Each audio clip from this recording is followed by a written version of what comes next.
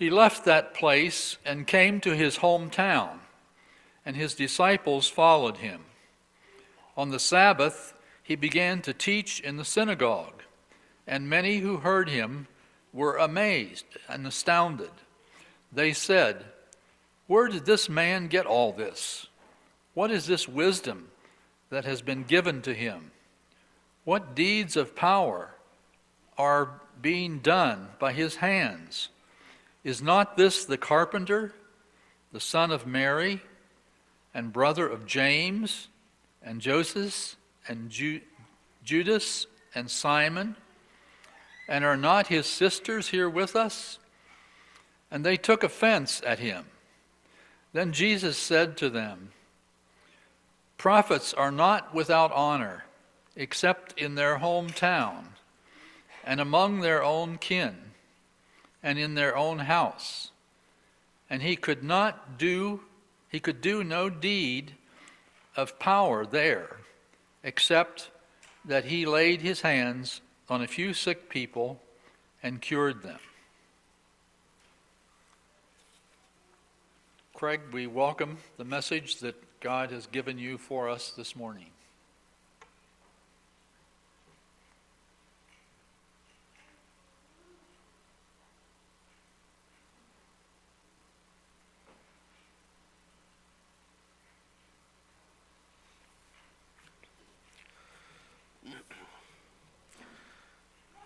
I appreciated the children's time this morning because I figured if you weren't looking forward to what's next, you might be doing it now, but you've been told not to, so. Although I am wondering what I'm going to have for lunch. Today's Untamed Jesus in Mark comes from verse 5. And he could do no deed of power there, except that he laid his hands on a few sick people and cured them. And he could do no deed of power there. What? Since when can Jesus not do something? We don't think that Jesus can't do something, do we? How can this be? I thought Jesus could do anything. And that's what makes this so interesting, isn't it? What was Mark saying? What did Mark mean? And why did Matthew change it? Matthew says, and he did not do many deeds of power there. He didn't do many. That makes more sense to us, doesn't it? That Jesus wasn't restricted, but chose not to. But I'm not preaching from Matthew today, I'm preaching from Mark. And Mark says Jesus could not. He could do no deed of power there.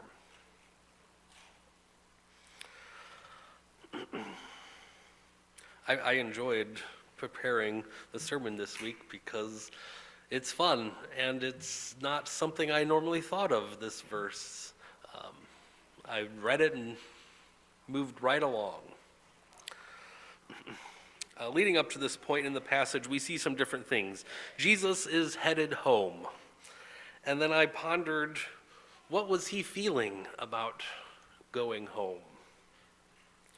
When I first lived in Maryland, after seminary, the first few years when I came home, I was excited. I couldn't wait to get home. And I wonder what Jesus was feeling about that. Mark doesn't tell me, so I don't really know. But things start off quite nicely. Jesus shows up in his hometown and does what he does. Takes a trip to the synagogue.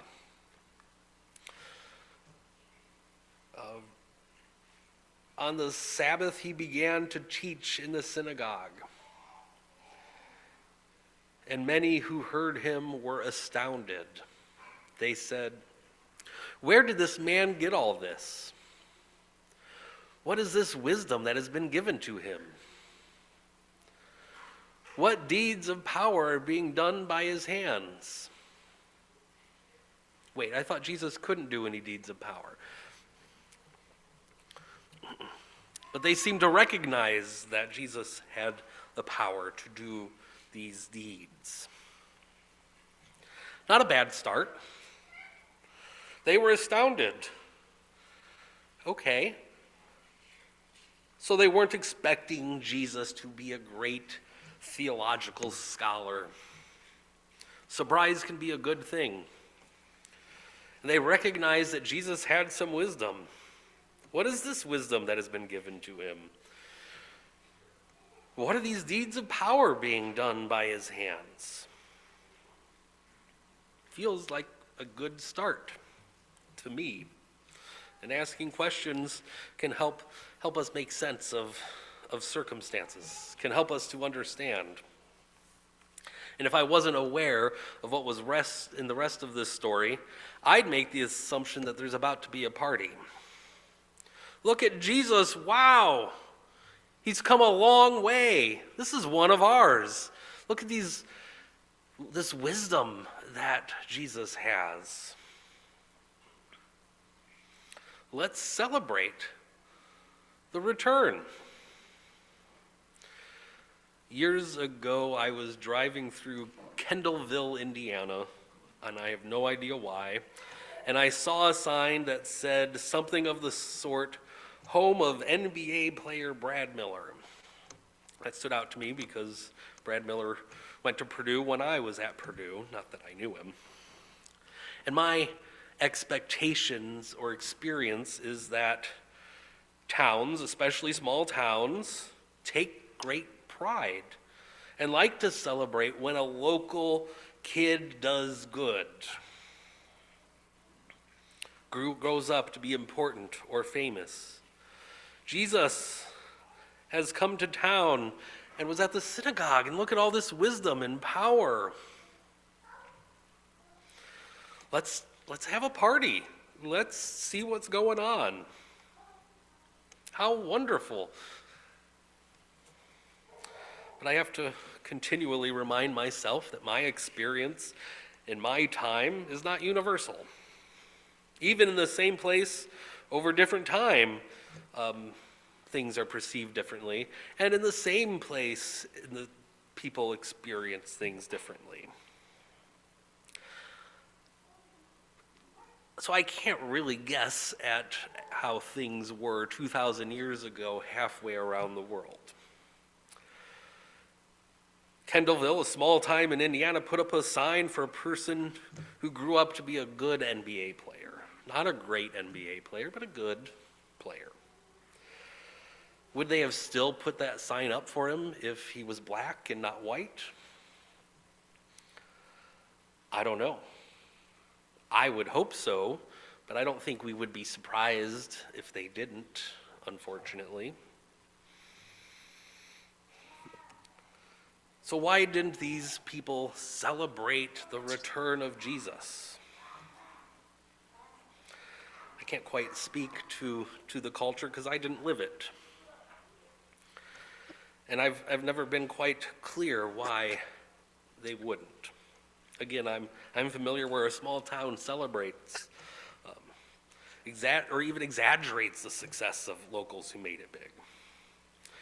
And our passage does suggest an initial positive response, but that changed quickly.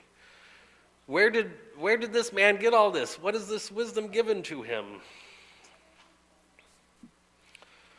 Whoops, I didn't mean to go ahead. We'll get to that in a second. Verse 3, is this not the carpenter, the son of Mary and brother of all these people, and are his sisters not here? And they took offense at him. I'm going to come back to verse 3 because it's important, but I wanted to get to verse 5 and 6. And he could do no deed of power there, except that he laid his hands on a few sick people and cured them. And he was amazed at their unbelief.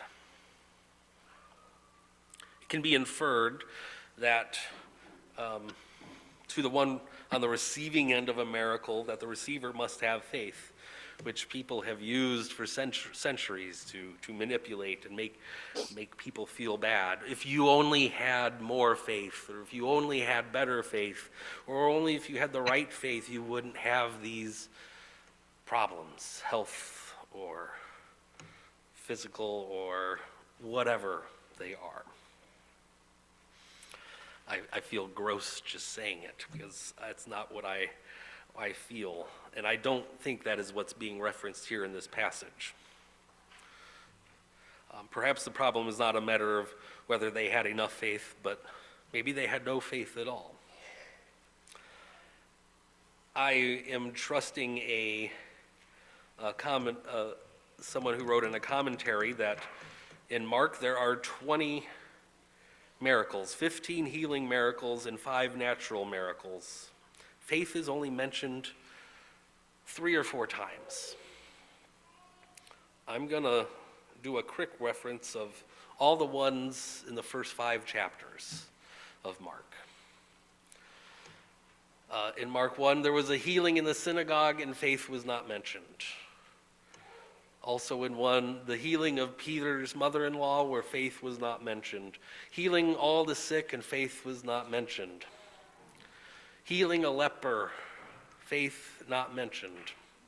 Healing a paralytic, Jesus sees the faith of the 4 friends, not even of the paralytic, but of their friends.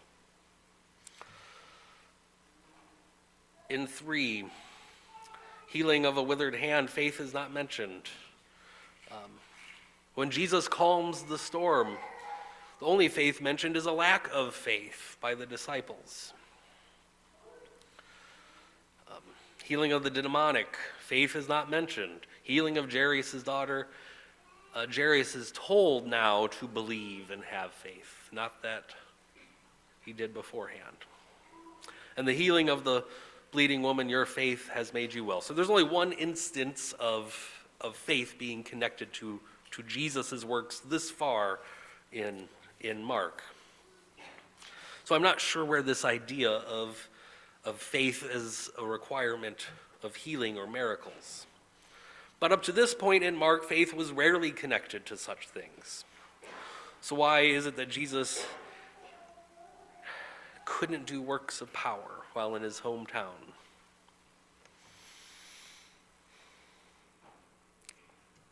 Back to verse 3. Is not this the carpenter, the son of Mary, and brother of James, and Joseph, and Judas, and Simon, and are not his sisters here with us? And they took offense at him. The townspeople remember Jesus, apparently, as being a part of Mary's family. Matthew records it as, doesn't mention Mary, but says the son of Joseph. But Mark says the son of Mary. Mary, his mother, was known, as were Jesus' brothers and sisters. The initial amazement of wisdom has worn off. And I'm going to interpret this as their heads got in the way. They reasoned their way out of celebrating Jesus. It sure seems like they had an idea of who God is and how God works and who it is that God would use. Wait, isn't Jesus just a carpenter? Isn't Jesus just the son of Mary? Aren't his brothers, isn't he just a brother to these people? No, God, that's not how God works. God doesn't work in this manner. When God works, it's not in this way and not using people like Jesus. God would never use Mary's son, the carpenter. Jesus is trying to pull a fast one on us. Get us to think that he's something that he's not.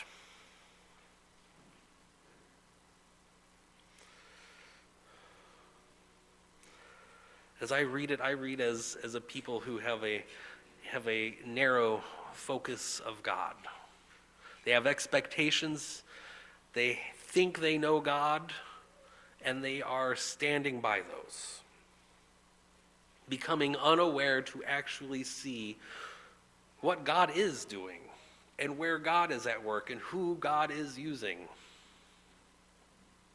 They were amazed, astonished, astounded by the wisdom Jesus had. But they talked themselves out of it. No, this isn't how Jesus works. And they took offense.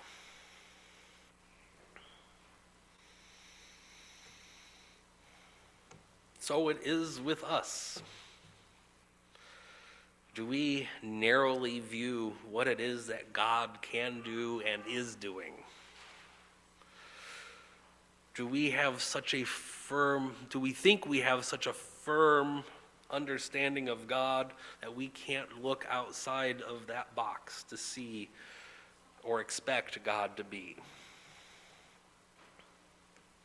Do we limit our understanding of how God works and who God uses?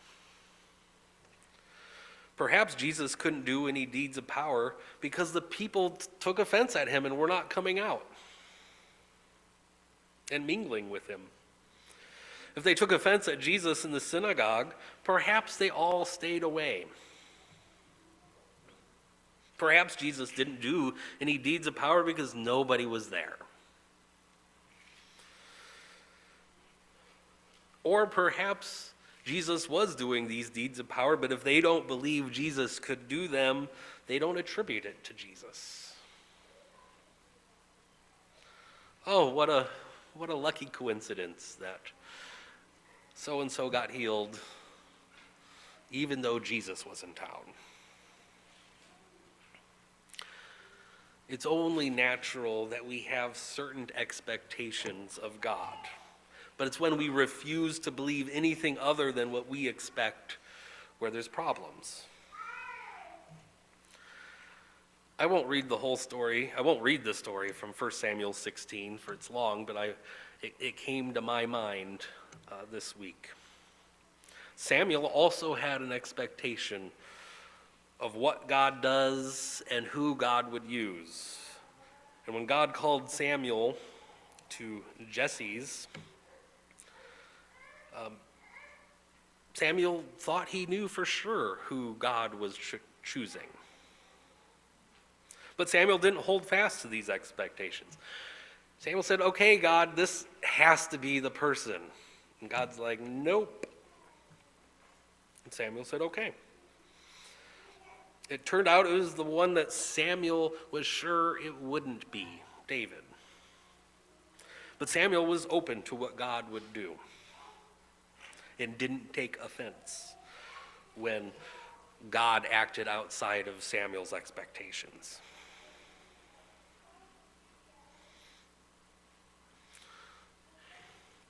So I'm not exactly sure why Mark says Jesus could not do any deeds of power. I gave my guess that the people just didn't believe or accept that God would use Jesus.